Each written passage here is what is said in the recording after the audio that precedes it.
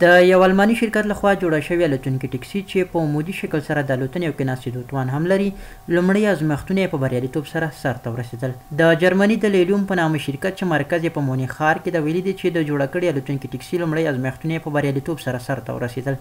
یاد شوي شرکت ویلي دي چې د الوتونکې ټکسي د 5 تنو د انتقال په ظرفیت جوړه شوې ده او په کامله توګه برېښنایي ده. په لومړني ازمېښت کې دا ټکسي په ساعت کې د 100 کیلومتره واټن ته ورسېده.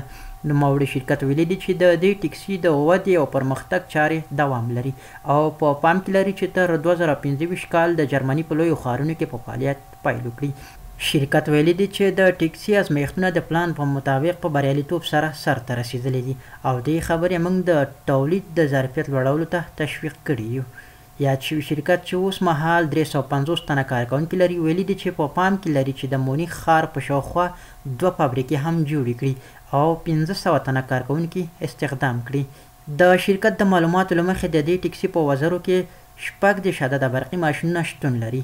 الوتونکې ټکسي پوره فعالیت او الوتنې ته د چمتو کېدو پورې به سرعت په فی ساعت کې 300 کیلومتره واټن ته لوړ کړی شي.